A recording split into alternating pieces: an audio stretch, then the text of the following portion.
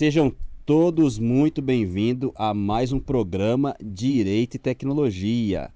Eu sou Rafael Costa e estou aqui para falar com você sobre os temas conectados ao direito, à tecnologia da informação, direito digital, nossa querida Lei Geral de Proteção de Dados e não podemos esquecer dela, inteligência artificial.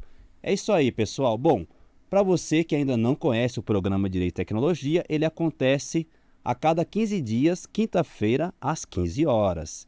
E hoje eu quero falar com você sobre um tema muito importante e bem interessante, que é os desafios da biotecnologia no Brasil. E eu não vou falar disso sozinho, tenho um convidado aqui para lá de especial. Olá, Eduardo Araújo, tudo bem? Boa tarde, meu amigo, como é que você está? Boa tarde, Rafael, tudo bem com você? Boa tarde aos ouvintes e espectadores aí da rádio também, um prazer estar aqui com vocês. Prazer é todo nosso, Edu, muito obrigado. Fique muito à vontade porque o programa é seu. Deixa eu só fazer aqui para dar as boas-vindas, não é? Para o Eduardo, deixa eu apresentar aqui um pouquinho de quem é o Eduardo Araújo. Posso te chamar de Edu aqui, sem problema, né, Edu? Com certeza. Assim que eu vou te chamar de Rafa também. É isso aí, gente. Pessoal, o Eduardo e o Edu têm ampla experiência em diversos segmentos industriais, como farmacêutico, diagnóstico, laboratório, mecânica e automação. Ele tem graduação e mestrado multidisciplinar em tecnologia mecânica e automação industrial, engenharia eletrônica e de energia, biotecnologia, biologia molecular, além de educação continuada em universidades do Vale do Silício, como Stanford e a Singularity, e ciência e astronomia são grandes paixões, por isso conexões profissionais e científicas são mais que bem-vindas. E aqui um pouco do que é o Edu. O Edu, que currículo, hein, meu amigo? Pois é difícil até de explicar para os amigos como é que eu estudei tantas coisas diferentes assim, né? Porque eu vim do campo de exatas, né? De engenharia, etc., e apaixonado por ciência, fui cada vez mais me envolvendo com ciência e fui na direção da biotecnologia. E a vida não para, né? A gente estuda a vida toda. Então, assim, eu sempre diversifiquei muito meu conhecimento. E aí também tinha uma outra paixão que era astronomia. Então, eu sou um realizador de paixões aí de diferentes campos, né? Então, para mim é uma realização enorme, assim, ter passado por tantos campos do conhecimento, ter conhecido pessoas extraordinárias e aprendido tanto com eles. E poder devolver isso para a sociedade, né? Porque eu vou falar um pouco da minha empresa e do que nós fazemos aqui, é tudo sobre devolutiva para a sociedade, né? Realmente deixar o nome registrado na história, poder contribuir com a ciência no Brasil, essa é a principal motivação para estar aqui. Uau, que legal, Edu. E você é a prova viva que dá para unir, né, os sonhos a tudo isso aí que você traz. Agora, Edu, muito interessante aqui, né? A gente vê que muito do seu trabalho envolve pesquisa e desenvolvimento, né? Muita pesquisa e desenvolvimento. E a gente sabe que falar do tema pesquisa e desenvolvimento no nosso país é um pouco complicado, as questões de investimentos, né? Às vezes o país não dá assim tanta importância para isso. Como que você, né, um CEO de uma empresa que atua com biotecnologia e vive aí da pesquisa e desenvolvimento, como é que você dribla as situações e consegue atingir um sucesso nessa área? Olha, Rafael, eu posso te dizer que esse foi o nosso maior desafio desde do princípio, né? Porque o Brasil, ele não é um país tradicional de tecnologia, né? A minha empresa, ela tem 22 anos, é uma empresa que teve muita coragem de querer esse desafio, né, que é trabalhar com tecnologia no Brasil, desenvolver tecnologia e não ser usuário de tecnologia. Então, assim, além de você vencer vários obstáculos tecnológicos, ainda você tem um obstáculo também de percepção do cliente do seu produto. Porque, afinal de contas, se o Brasil não é tradicional em desenvolver produtos de tecnologia, eu, como cliente, será que eu posso me permitir comprar um produto de tecnologia do Brasil? Então, assim, nadar contra a maré, mas não é uma maré simples. É uma maré, assim... É um mar revolto. É um mar revolto, exatamente. Então, não é muito fácil. O Brasil, ele tem melhorado bastante o apoio à pesquisa. Nos últimos 10 anos, eu acho que isso tem crescido. Mas ainda é uma coisa muito tímida. E ainda tem um outro gap aí que precisa ser resolvido na nossa sociedade, que é o seguinte: de que adianta a gente ter apoio no sentido de fomento para pesquisa se a gente não tem um ecossistema? E o que eu quero dizer com isso? De que adianta eu desenvolver uma empresa de biotecnologia se os insumos que eu preciso para fabricar meu produto, eles não estão aqui no Brasil, eles estão fora do Brasil. Então o Brasil ele continua sendo colônia tecnológica dos outros países por conta disso. Então a minha missão hoje, obviamente a gente já triunfou aí no nosso propósito inicial, a minha missão hoje é levar a minha empresa junto com outras potenciais empresas e muitas startups que estão no nosso campo de biotecnologia, na direção da gente criar um ecossistema no Brasil que seja independente de produto internacional, seja independente de produto importado. Agora, isso não significa que a gente não vai cooperar com outros países. A gente coopera, a gente tem uma cooperação intensa com outros países. Pesquisa é assim, gente, a gente não faz pesquisa sozinho, né? A gente conta, obviamente, com instituições de pesquisa aqui no Brasil, nós temos o nosso centro de pesquisa também, mas a gente precisa realmente de colaboração internacional e isso é muito saudável. Muito legal, né, Edu? Você tocou num ponto, né, que a gente importa a tecnologia e aí a gente paga caro por isso, né, gente? Então, quer dizer, nossas tecnologias, elas são realmente aí toda importada. E detalhe, né, Edu? Tem um detalhe aqui que é importante, que eu sempre vejo.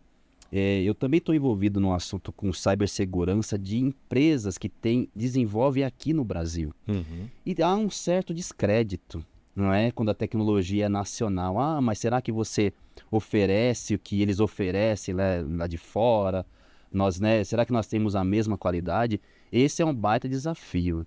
E trazer isso junto com startups, isso também não é fácil também, né, Edu? Porque a startup ela está ali se desenvolvendo, muito apoiada em tecnologia, mas também com grandes desafios, não é? Então, isso é bem interessante trazer esse tipo de coisa. Agora, gente, olha, eu preparei umas perguntas aqui pro Edu, porque ele é o único que pode falar pra gente, né? E eu vou começar com uma pergunta bem básica, Edu.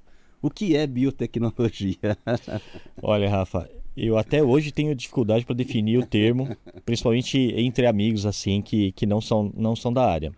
Eu vou tentar ser o mais didático possível, me perdoem se por acaso eu falar algum termo aqui que fuja do didático. Mas biotecnologia é o seguinte, é o uso do conhecimento de tudo que se aprendeu com relação à essência da vida para aplicações na nossa vida real. Então, o que a gente aprendeu dentro da biologia? A gente aprendeu que o manual de instruções da vida é uma molécula pequena e super frágil chamado DNA. Então, o DNA, ele rege tudo aquilo que é vivo nesse planeta. Todos os micro-organismos, seres vivos, plantas, animais, todos eles têm dentro deles uma estrutura que é essa codificadora. E até nos vírus, né, que não são considerados seres vivos, eles têm uma molécula lá que é uma parente do DNA, que é o RNA. Então, essas duas moléculas, elas definem a nossa vida. Então, a biotecnologia é utilizar o conhecimento desse manual de instruções que está dentro da célula para descobrir doenças, para curar doenças, para melhorar alimentos, para definir terapias gênicas, para antecipar doenças, né? Porque se você tem, por exemplo, uma mutação genética, né? Uma alteração nesse DNA, ele pode acabar codificando doenças genéticas para as próximas gerações. E ainda, assim, com o advento aí do CRISPR, de outras tecnologias que estão surgindo aí, cada vez mais o ser humano tem poder sobre o manual da vida. Mas isso é muito perigoso ao mesmo tempo. Veja o que aconteceu com o Covid, por exemplo. Né? O Covid, ainda existe muita controvérsia nesse sentido, mas foi o conhecimento desse manual de instruções que pode ter nos levado a cultivar, por exemplo, em laboratório, um vírus que, embora tenha sido com propósito de pesquisa, pode ser que esse vírus tenha escapado acidentalmente e depois aconteceu tudo o que aconteceu. Ou então não, assim, existem várias controvérsias. Ou então de gente que está utilizando esse conhecimento para fins não tão benéficos para a humanidade. Entendi. Então, assim, nós temos as duas pontas. Mas a essência da biotecnologia é essa, é o uso do conhecimento da essência da vida, né, do DNA, para que a gente consiga fazer coisas em pró do progresso da humanidade e da natureza. Muito interessante, Edu. Nós vivemos uma pandemia, né? Nunca vivida, nunca vista pela nossa geração, pelo menos, né? A gente pode afirmar que a biotecnologia, ela apoiou, ela serviu de apoio para solucionar algumas questões vinda do Covid ou não? Ela pode ter sido aí um pivô de alguns problemas que nós tivemos. Rafa, se não fosse a biotecnologia, talvez nós não estivéssemos conversando aqui. A biotecnologia foi a estrela, né, do Covid por duas frentes diferentes. A primeira delas com relação ao diagnóstico, né? Então, com o uso dessas ferramentas de biotecnologia, foi possível diagnosticarmos o Covid com precisão e antes mesmo de que a gente tivesse isso sendo desenvolvido na literatura extensivamente. Então, a gente teve lá aquele pico inicial aqui no Brasil, por exemplo, né, onde nós não tínhamos como fazer testagem na população e todos os laboratórios ficaram congestionados aí com testagem. Mas se não tivéssemos conhecimento de biotecnologia para detectar isso seria mais uma gripe espanhola. Nossa. Ou outras pestes que afligiram a humanidade sem que a gente tomasse sequer conhecimento do que era aquilo. Né? A gente ia atribuir a algum tipo de entidade e não simplesmente ao nosso mundo biológico. Né? Então, assim, essa foi uma das frentes, foi extremamente precioso. Então, conhecer a vida é importantíssima para que a gente possa preveni-la. E aí, sabendo, né, tendo diagnóstico, o governo teve uma informação importante nas mãos que deu a ele a possibilidade de promover, por exemplo, lockdown estratégico. Né? Então, eu estou com uma região onde eu estou assim, com uma variante nova, ou então com uma crise sanitária ali, muitas pessoas infectadas ao mesmo tempo, aí você pode ali conter isso com pequenas ações ali de contingenciamento ali de trânsito das pessoas ou de acesso a eventos públicos, por exemplo. Né? Então, o diagnóstico foi importantíssimo. Muitas vidas foram salvas simplesmente por causa do diagnóstico. Na outra mão, nunca se viu o desenvolvimento tão rápido de vacinas em toda a história da humanidade como a gente teve aqui no Covid. E detalhe, nem pelo fato de ter sido feito da noite para o dia, deixou-se de cumprir todos os quesitos sanitários para que as vacinas chegassem com segurança à população. Então, assim, a gente tem uma coisa preciosíssima aqui no Brasil, gente, que vocês precisam valorizar e muito, além do SUS, né, que é uma coisa que poucos países têm, né, um modelo de saúde pública como o Brasil, embora a gente tenha muita coisa precária, a gente também tem a Anvisa. A Anvisa é um órgão seríssimo. A Anvisa, ela só autoriza produtos de qualidade para ir para a população. Bom, eu estava falando da segunda frente. A segunda frente foi desenvolvida as vacinas. Né? A gente nunca desenvolveu tão rápido. Se não fosse esse conhecimento biotecnológico, isso não teria acontecido. E se não fosse uma tecnologia muito recente, né, que é a tecnologia dos CRISPRs e dos RNAs de interferência, a gente não teria as vacinas poderosas que foram desenvolvidas por algumas farmacêuticas que tiveram uma resposta assim, surpreendente de imunidade. Né? Então, assim, a biotecnologia, ela salvou o dia nessas duas frentes. E em outras mais também, claro. Eu não estou aqui para deixar de falar bem também dos profissionais de saúde também que deram o seu melhor aí. Muitos até se sacrificaram por conta do Covid, assim como outros profissionais também. Mas aqui falando assim exatamente desse protagonismo de conhecer e resolver o problema do Covid, a biotecnologia foi a estrela, sem dúvida. E é legal você trazer isso pra gente, né? Porque quem é leigo, né? Nós somos leigos no assunto, então a gente fica se perguntando mesmo, né? Muita gente pergunta, essa vacina saiu muito rápido, né? Uhum. Então tem aquela desconfiança, inclusive, né? de tomar ou não a vacina, né? Então, realmente, a tecnologia que a gente tem hoje, isso nos possibilitou chegar a essa vacina de maneira tão rápida, né, Edu? Aí você falou da Anvisa, bem interessante, né? E a gente também tem aí muito apoio e uma busca incessante por novas tecnologias e trazendo muita coisa, que foi também um pilar importante para a gente, que é o Instituto Butantan, né, Edu? Ele também apoiou bastante nisso tudo, né? Exatamente, gente. Se você é brasileiro, pare de ter orgulho só da seleção brasileira, que, aliás, tem dado bastante trabalho, né? Instituições para vocês chamarem de brasileiras, gente, quando vocês estiverem fora aqui do Brasil. Instituto Butantan e Fiocruz foram essenciais para o entendimento da doença, contingenciamento e na direção também da produção das vacinas que promoveram a cura no Brasil. E se não fosse a pesquisa, gente, nós não estaríamos aqui. Né? Então, assim, a pesquisa ela foi muito negligenciada aí na história brasileira. Né? Sim. É claro que nós tínhamos instituições que ainda assim cresciam e faziam um trabalho de alta qualidade, como Butantan e Fiocruz, e que nos levaram na direção também de ter assim, uma preparação para responder ao Covid quando ele se apresentou. Assim como também os laboratórios centrais, né? Os conhecidos como os LACENS. São vários LACENS espalhados pelo Brasil. Faço uma menção honrosa aqui ao Instituto Adolfo Lutz, aqui de São Paulo, que também é uma instituição seríssima e contribuiu muito também tanto para o diagnóstico quanto para a validação aí das tecnologias que foram usadas para a detecção do Covid. Gente, aí vocês começam a ter, Edu, assim, a sua fala é muito importante, né? Para quem está nos ouvindo aí, está acompanhando o programa Direito e Tecnologia, olha a importância do que o Eduardo está trazendo para a gente, né? E aí, Edu, você fala isso da pesquisa ser, né, não tão valorizada assim no Brasil, e você tem muita propriedade de dizer, porque, vamos falar um pouquinho da Locus? Podemos. A Locus, ela apoia, né? Ela não só realiza pesquisa dentro de casa, mas como apoia também universidades e pesquisadores, não é? Você pode falar um pouquinho da Locus para a gente? Falo sim, Rafa.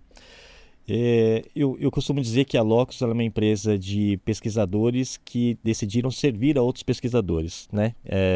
A gente tem aí vários campos de atuação da pesquisa básica, pesquisa aplicada, mas a Locus ela produz as ferramentas que são necessárias para os cientistas fazerem as descobertas da vida. Então, os nossos cientistas, os nossos clientes, eles vão lá e utilizam as nossas ferramentas para descobrir DNA, ou RNA de vírus, de bactérias, de plantas, enfim, e aí tudo aquilo que eu já expliquei, aquela mágica, ela acontece, né? E isso é motivo de muito orgulho, mas não foi fácil chegar até aqui, afinal de contas, a gente começou, inclusive, numa época em que biotecnologia não era nem um termo utilizado muito no Brasil. A empresa nasceu há 22 anos, né? Ela veio no finalzinho ali do projeto internacional do mapeamento do genoma humano.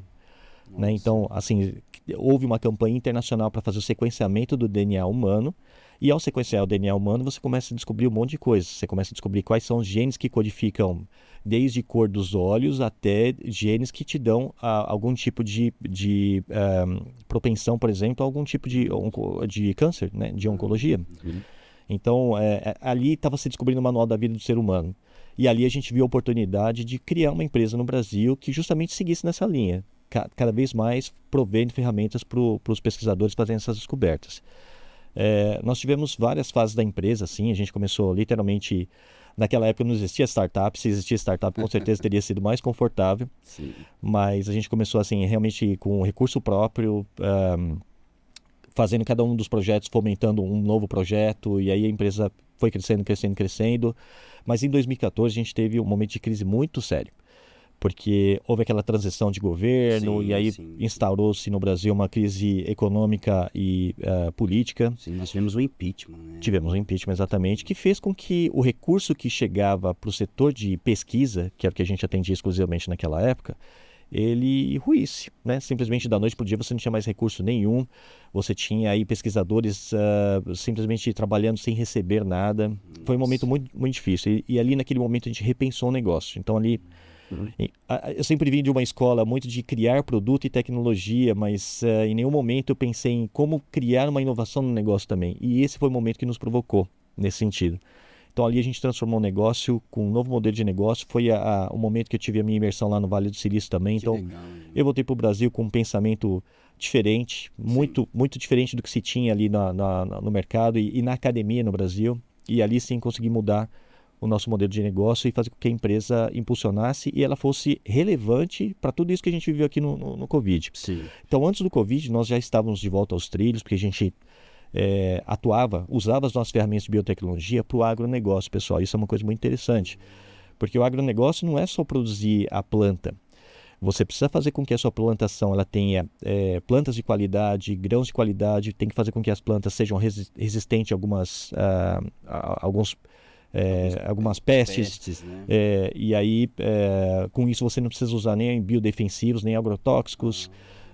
Então, assim, as nossas ferramentas já estavam sendo muito bem utilizadas no campo, e isso fez com que a empresa realmente impulsionasse. E 2020 foi a puxada de braço que a gente teve para ir para a área da saúde. E quem fez isso, e nós somos muito gratos a isso, foi o Butantan, de novo, por uma parceria tecnológica. A Locus, ela sempre teve muito forte essa nossa parceria tecnológica. E uma coisa que eu gosto de falar, assim, sempre que eu tenho oportunidade de falar entre amigos que eles querem entender o que é a empresa, é que a Locus, ela tem muito o que das outras empresas a gente tem também, né? Então, nós temos produtos inovadores, etc., mas as outras empresas também têm. Nós temos tecnologias inovadoras, mas as outras empresas também têm. O que as outras empresas não têm é o nosso porquê. Ou para quê? O nosso porquê é servir aos pesquisadores que conhecem a vida. Então, nosso propósito é muito forte e é isso que nos leva sempre na direção de construir essas pontes de cooperação com as instituições de pesquisa. Muito legal, Edu. Assim, quer dizer, comece pelo porquê, né? Isso, exatamente. É bem interessante essa filosofia que a Locus traz. Deixa eu falar uma coisa muito legal aqui. Além de tudo isso que você realizou, né, Edu? Que você deu muito crédito aí para os pesquisadores. A Locus, gente, ela tem equipamentos que ajudam aí, são extratores, posso dizer assim, Edu? Por favor, não me corrija, tá? Pode me corrigir. São plataformas para você extrair o material genético de qualquer ser vivo desse planeta, de pedra até plantas, até pessoas, até animais, micro-organismos, enfim, e interpretar esse DNA. Então, as ferramentas, elas fazem todo o que a gente chama de workflow, desde obter o material genético até interpretar ele. Então, se você vai levar isso para o diagnóstico, é como se você tiver uma amostra de sangue, a gente tira o DNA dela e entrega para você um diagnóstico. No agro, a gente tira o DNA de uma planta e entrega para o produtor quais são, por exemplo, os fertilizantes que vão ter melhor resultado para aquela planta, ou então se aquela semente especificamente tem algum tipo de resistência a algum tipo de ataque, de peste, Entendi. O que quer que seja. Nossa, gente, que legal. Então, esses equipamentos, eles foram inclusive aí a Locus, não sei bem como foi, mas eu sei que esses equipamentos da Locus, eles estavam na série DNA do Crime, não é? Verdade. Série da Netflix, DNA do Crime. Se você gosta de série aí, você está ouvindo aqui no programa Direito e Tecnologia, um grande contribuidor aí, não é mesmo, Edu? Foi isso mesmo. Para tudo isso, e ainda está aí na série DNA do Crime os produtos, os equipamentos da Locus. Que legal, né, Edu? Foi uma oportunidade bem interessante, porque assim, ainda pegando aquela definição que eu disse para vocês de que a gente pega o material genético e entrega alguma coisa, né? Essa é uma das áreas que é aplicada também em biotecnologia, que eu esqueci de mencionar aqui, que é a área forense. Ou seja, você tira o material genético de uma cena de crime e você consegue dizer a quem aquele material genético pertencia. Uau, gente. Então, a cenografia toda do DNA do crime fomos nós que montamos, né, ali da parte do laboratório de tecnologia forense, e nós demos uma consultoria para eles também naquele sentido, para balizar, né, se realmente eles estavam fazendo até para o roteiro ficar bom, né? Ficou. É assim, quem é do ramo de biotecnologia ou forense assiste a série e se sente ali pertencente, né, porque fala assim, poxa, é exatamente assim como acontece. Claro que algumas coisas têm uma certa dramatização ali, que é Claro, da série, que é importante, sim. mas a essência, quais são os equipamentos que são utilizados, sequenciador, etc., estão todos lá. Então, a gente que proveu toda a cenografia. E aí, detalhe interessante, né? Um dos nossos engenheiros que ajudou a montar os equipamentos lá, ele foi meio que convidado para fazer parte ali do elenco. Então, ele participou ali como no pano de fundo, né? Mas foi bem legal. Nossa, que legal. Ó, Edu, eu já era fã da Locus. Depois dessa entrevista... e muito obrigado por sua contribuição, que nos ajudou, gente. Nós estamos ouvindo alguém que realmente contribuiu para combater essa pandemia do Covid-19. Deixa eu deixar a redundância aqui, ó. O LinkedIn do Edu, para você localizar o Edu aí e ver aí assistir os feitos dele. Ele está no LinkedIn como Eduardo Luiz Araújo. Uhum, é isso, né? Isso mesmo. E, gente, busquem lá porque tem muita coisa. Olha, Edu, foi um prazer tê-lo aqui na rádio. Nosso tempo aqui, infelizmente, chegou ao fim. Muito obrigado, foi uma honra. Muito obrigado por compartilhar o seu conhecimento com a gente e esclarecer tantas coisas, tá bom? Obrigado, Rafa, pelo convite. Foi uma grande honra. E para mim também está sendo uma honra representar os nossos cientistas, né, brasileiros aqui que fizeram um trabalho brilhante, tanto no Covid como pós-Covid, etc. Só deixo o alerta para a sociedade. A gente precisa evoluir muito ainda. A gente aprendeu bastante coisa com o Covid, mas ainda tem lições ali que precisam ser continuadas ali para que a gente não passe de novo pelas mesmas coisas. E graças a essas instituições de pesquisa que eu falei aqui, nós estamos em boas mãos. Que legal, gente, que orgulho. Orgulho aí, ó. Você que estava aí desconfiado, não estava com orgulho de ser brasileiro, tá aí um baita motivo, vários motivos, não é mesmo? Pessoal, esse foi o programa Direito e Tecnologia. Eu sou Rafael Costa e vejo você na próxima. Eu fui. Tchau.